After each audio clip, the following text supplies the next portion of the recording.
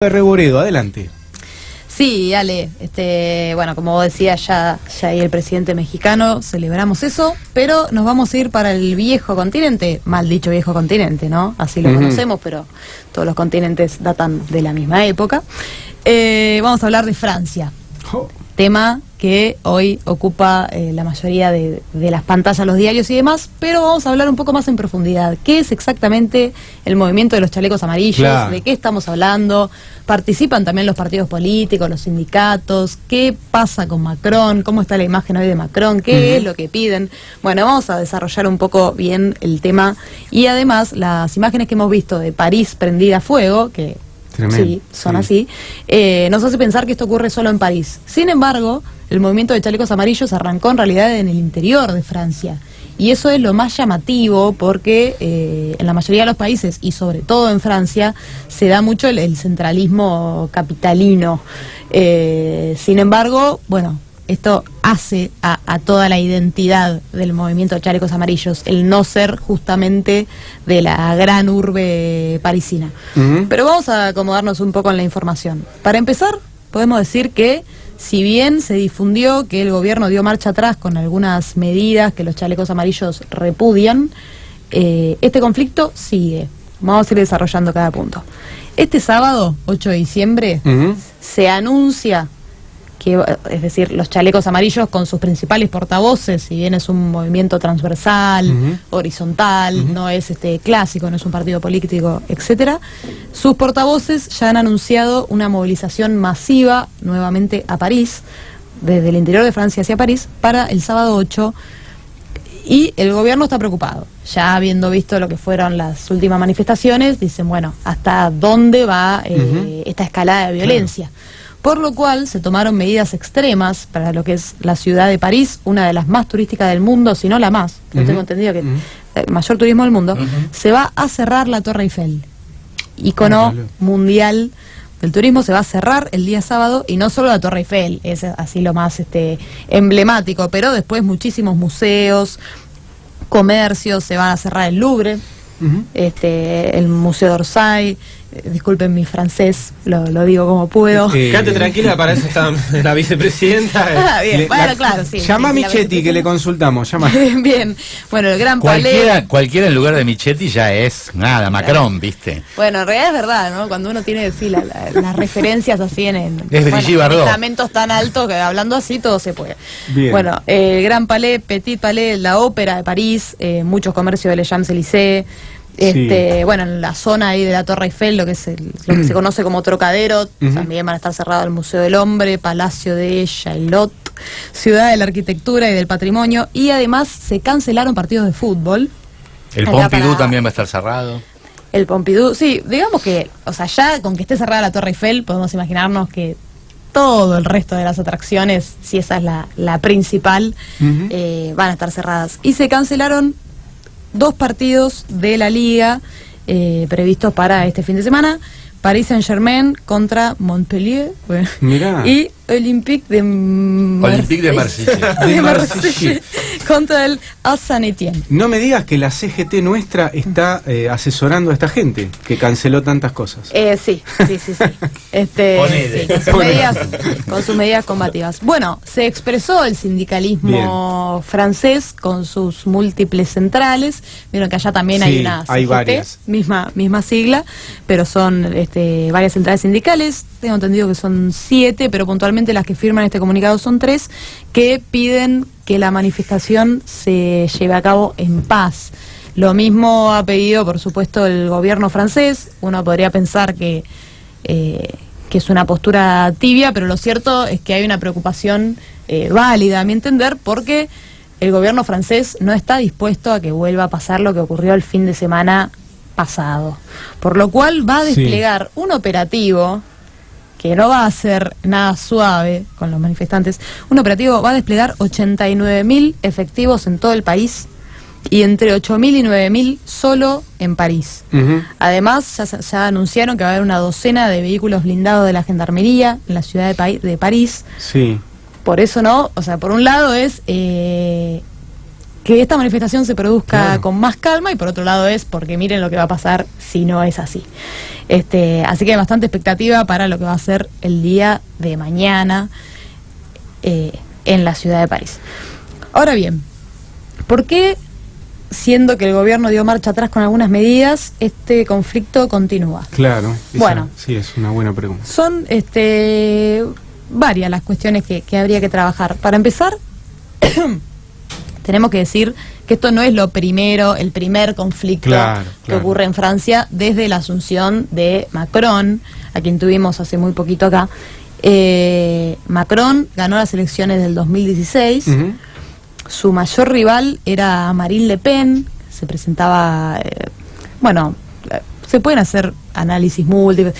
Dicho así, lisa y llanamente, podríamos decir que era la derecha francesa Y la ultraderecha. y la ultraderecha, Claro. pero también tenemos que decir que iba en sintonía con muchos movimientos del resto del continente europeo, y también, por ejemplo, con Donald Trump, es decir, sí, exacerbando la xenofobia, digamos, Claro. esta poco contradicción, por así decirlo, que se da entre el conservadurismo, el nacionalismo europeo, que a su vez, en términos quizás económicos o laborales, tiene algunos puntos positivos, pero tremendamente reaccionario, xenófobo, ultraconservador. Y por otro lado, Macron, que ya estamos viendo lo que representa Macron, que es el neoliberalismo en persona, pero bueno, cuando Sí, quedan sí, estos sí, polos sí, sí, tan, viste, el mal menor, no sé, a Claro, la larga quién era el mal casi. menor, pero en su momento se presentó como este joven ex banquero que parecía que daba un poco de aire a los franceses. Bueno, resultó ser que no.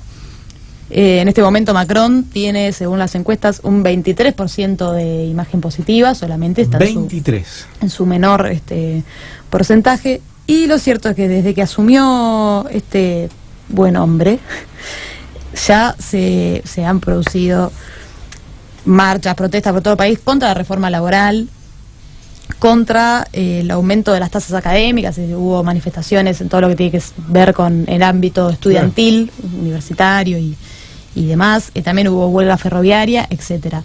Todas estas manifestaciones, la diferencia grande que tienen con la de los chalecos amarillos es que estuvieron encabezadas o por partidos políticos, o por sindicalismo, o por, organizaciones de estudiantes organizadas, pero digamos estructuras clásicas a las que a su vez se sumó más Claro. gente. Fue muy conocida la que se conoció como Robin Hood, de los trabajadores del gas, que se negaron a quitarle el servicio a quienes no pudieran pagarlo. Por eso se llamó Robin Hood, ¿no? Ellos dijeron, no, nosotros vamos a dejar todo esto enchufado y andando, porque no puede ser que en pleno invierno europeo, es decir, el último invierno, ahora está entrando nuevamente en esa estación el continente europeo, y decidieron darles igual el servicio y demás. Pero surgen los chalecos amarillos, y hay bastante tela para cortar, porque estamos ante un movimiento no tradicional, transversal, podríamos decir autoconvocado, que siempre me da un poco de escozor esa palabra autoconvocado, porque ¿hasta dónde es realmente autoconvocado? Es decir, claro. Un movimiento tan grande, algún tipo de organización... Las redes, no sé. Están las redes, pero solo con las redes. Yo traje la información que pude recabar. Yo tengo muchos interrogantes al respecto, y espero también que quienes están del otro lado se hagan estas mismas preguntas, porque digo, si bien en este caso podemos reconocer que el movimiento está en contra del ajuste de Emmanuel Macron, me hace acordar mucho al modus operandi de lo que fue la revolución de colores en Medio Oriente. Estas movidas que se arman por las redes sociales, con algunas manos detrás, porque solo este nivel de organización, o sea, que un día en particular se organicen un montonazo de cortes, como fue el 17 de noviembre, que fue cuando esto... Tiene que haber una explotó. coordinación, o alguien que coordine. decís Tiene vos. que haber alguna coordinación. Hoy por hoy sí hay mucho más diálogo con los partidos políticos, con el sindicalismo, que se han unido a las manifestaciones, pero ni bien arrancó la pregunta fundamental de cómo arrancó, no tengo la respuesta. Bien. La respuesta que circula es por las redes sociales, por change.org, gente indignada que organizó esta movida, pero le pongo un gran signo de pregunta a eso. O sea, eso sí, ¿Y pero por qué? eso solo no lo sé. ¿Y por qué adoptaron el chaleco amarillo? ¿Se sabe? ¿Por qué adoptaron? Sí, se Bien. sabe. ¿Por qué? Porque como te decía, este es un movimiento que no nació en París, sino, muy por el contrario, nació en el interior de Francia, sobre todo en ciudades pequeñas y medianas.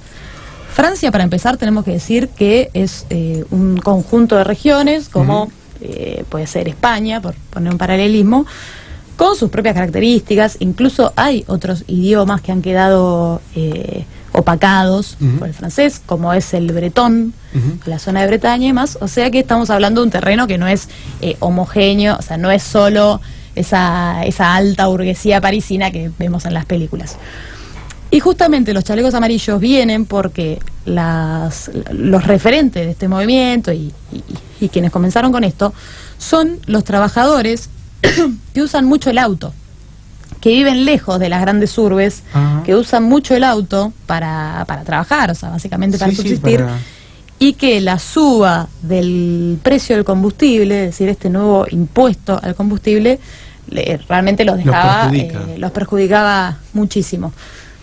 Pero además de este hecho puntual, que es lo que termina de despertar la movilización, lo cierto es que son los perdedores de la globalización, para decirlo a grandes rasgos. Son de zonas que fueron quedando desindustrializadas, claro.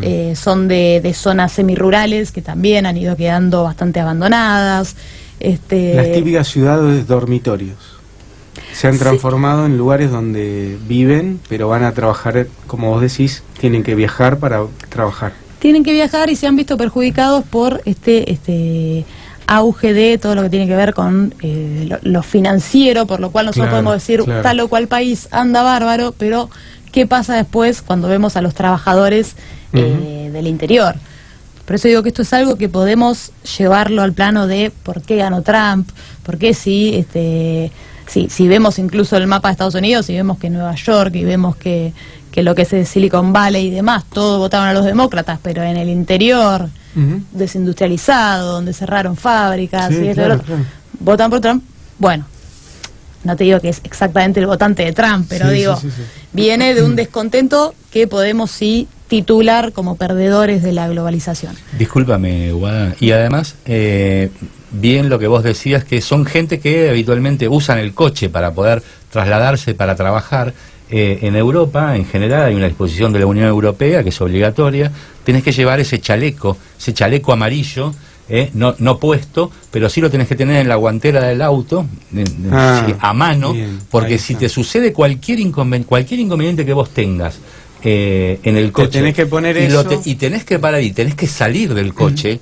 Si salís y no tenés puesto el chaleco ese, te pueden hacer unas multas tremendas. Claro. Entonces, también la alegoría de ponerse el chaleco, de salir con este chaleco, se debe justamente a eso, porque los como dice bien Guada, los grandes análogo con el auto. Los grandes perdedores de estas políticas de Macron son esta gente que seguramente en su mayoría lo ha votado a Macron, y son los más decepcionados porque en realidad Macron los ha dejado a un costado y son estos que uno podría llamar aquí en la Argentina los emprendedores, ¿no?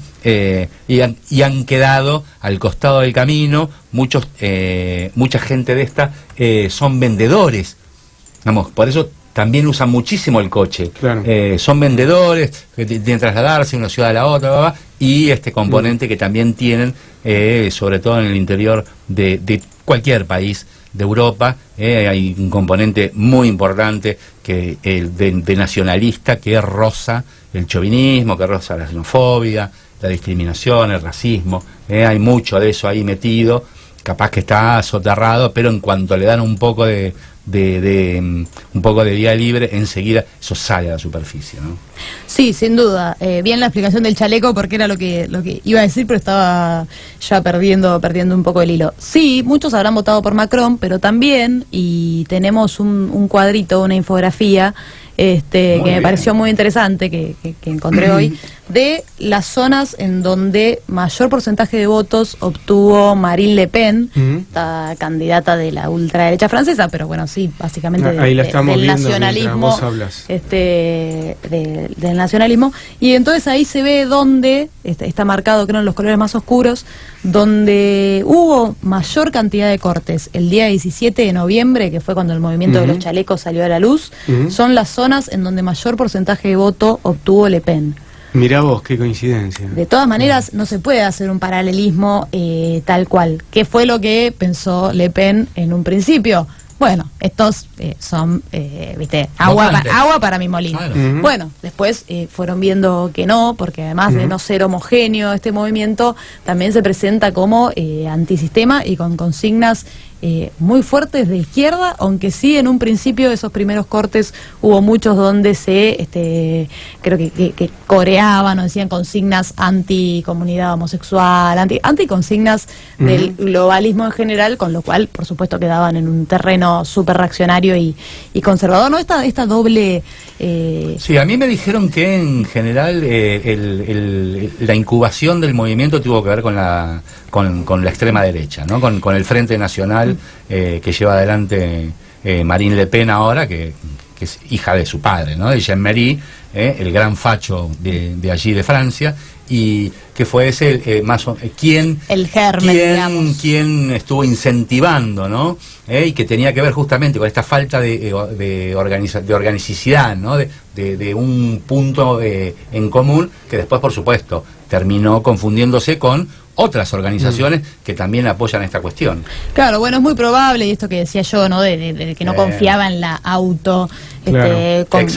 convocatoria y demás, pero lo cierto es que hoy por hoy no podemos hablar de que los chalecos amarillos son reaccionarios conservadores. Hoy hay de todo, y de hecho ha virado mucho más a una izquierda, si se quiere. Bueno, los partidos políticos tradicionales, el propio comunismo y los socialdemócratas tampoco sabían cómo interpretarlo en un principio, lo veían como una burguesía reaccionaria, pero después comenzaron, bueno, a plegarse también a estas manifestaciones que desde el 17 de noviembre hasta la fecha se han dado los fines de semana, y la más fuerte fue el fin de semana pasado, que bueno, vimos todo lo que ocurrió. Ahora bien, ¿qué es lo que pide básicamente los puntos principales del movimiento de chalecos amarillos? Bueno, por un lado, que se anule directamente, no que se congele un ratito, sino que se anule esta medida de aumentar el combustible, que además se esconde en un argumento ecologista. Entonces, ellos que dicen, bueno, en tal caso que haya una verdadera transición ecológica que vaya contra hacia los que realmente, contra los grandes responsables del daño ambiental, que no es el vecino común que tira la bolsa, que me parece muy mal, de todas maneras, pero digo, sino que son las grandes empresas que no toman los recaudos necesarios, entre otros. Eso es en gran parte lo que genera esta movilización de mañana. Ellos no querían que se hiciera lo que anunció el primer ministro, Edouard Philippe, que era suspender durante 6 meses el aumento anunciado. No. Ellos quieren que directamente se anule. Y además, la vergüenza que protagonizó el gobierno francés, porque Edouard Philippe anunció que se suspendía durante 6 meses y al otro día salió un comunicado diciendo, no, es durante un año, con lo cual, bueno, perdieron seriedad. Claro. Y credibilidad para todo el movimiento, que además ya ahora, como te decía, ya tiene plegados o la aceptación o el buen visto de partidos políticos tradicionales, del sindicalismo, del movimiento estudiantil, y también de muchas estrellas, de muchos artistas, personalidades destacadas que son también las que bueno, le han dado relevancia a este movimiento, como es por ejemplo Brigitte Bardot. Ahí tenemos también una foto de Brigitte Bardot con el chaleco y demás. Así que bueno, eso no los convenció. También se anunció que se congelaba el precio de luz y gas durante el invierno, tampoco los convenció, porque solo durante el invierno no alcanza. Y bueno, y se anunció también que el salario mínimo iba a ser reevaluado en un 3% desde enero, que ese sí es uno de los, de los principales ejes. No sé si habrá parecido insuficiente el 3% pero bueno, de todas maneras el resto de los puntos no terminaban de convencer. Piden también el restablecimiento del impuesto a las grandes fortunas, que es algo que Macron sacó. Así que bueno, siento que la reacción del gobierno no los convenció, se va a dar nuevamente esta movilización. Bien, ¿cuáles son porque esto también siempre es un dato que hay que decir, por supuesto no es menor, las pérdidas estimadas en términos de plata por los cortes, los bloqueos y la destrucción al patrimonio parisino, es decir, cortes y bloqueos a lo largo de todo el país, y lo que ocurrió puntualmente en París es de 13 millones de euros. También hay que decir que si bien se anunció una movilización para mañana, se levantaron 2 bloqueos que eran muy preocupantes para el gobierno, que eran bloqueos de depósitos de petróleo en Brest y Lorient. Eso fue levantado por el movimiento de chalecos amarillos. Pero vamos a ver qué pasa mañana y qué continúa pasando en el resto de Europa, porque digo, si pues Francia siempre, sobre todo por este halo de qué sé yo, intelectualoide, por así decirlo, y por la historia combativa de Francia, ha dado un poco la vanguardista, ¿no? Claro. Con sí, gracias por la palabra que no encontraba. Entonces, bueno, ¿qué pasa? ¿Qué pasa si cae Macron? ¿O si se da marcha atrás con todo? Bueno, de hecho se había plegado, ¿no? Bruselas se había plegado. En Bélgica había bastante despelote, ¿no? Al respecto. Y se sospechaba que en España también iba a empezar a tallar, ¿no? Toda esa ola que venía de ahí de París. Recordemos, Guada, lo más cercano que tenemos en el tiempo es el Mayo francés, el 68, que fue, digamos, el generador de ese terremoto que se dio después en toda Europa y que terminó, de un modo muy violento, ¿no? Y una cosa que quería comentar por ahí, vos también tenés información al respecto, esta escalada de violencia, porque también hay que decir que las movilizaciones son muy violentas. Sí, quema de vehículos. Muy violentas. Y hace muchísimo tiempo que tanto los sectores más progresistas, si querés llamarlo así, vos hablás del intelectualoide o tal, han perdido esa capacidad de violencia y el que tiene ahora el patrimonio, políticamente digo, ¿no? Que tiene el patrimonio de la violencia es la ultraderecha, y donde también la ultraderecha hace gala de esta violencia contra, por ejemplo, por eso cierran el Louvre, por eso no va a funcionar la Torre Eiffel, por eso el Museo d'Orsay tampoco va a estar abierto, a la ópera, porque son blancos justamente donde la ultraderecha más ensaña, ¿no? Sí, por eso hay que tener el foco, es decir, por eso hay que mirar con cuidado esto de movimiento, porque podemos encontrarle un montón de aristas positivas, pero no sabemos para dónde se va a ir. No necesariamente se va a traducir en votos hacia la izquierda, no necesariamente, o sea, esto puede ser súper beneficioso para todo el pueblo francés, o puede derivar un monstruo a lo Bolsonaro.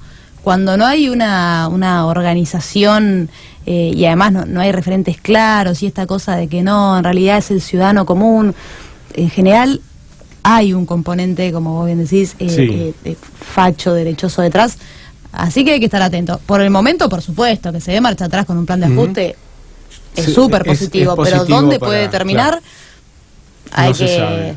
Hay que verlo. Bueno, Guadalupe, la verdad que te agradecemos mucho. Te traslado lo que me han dicho, que te han escuchado desde Capital, gente conocida. Me dice, esa chica, lo que dice lo entiendo. Me lo cuenta de una manera que yo lo entiendo. Me encanta como... Salvo cuando habla en francés. Corte y regresamos, corte.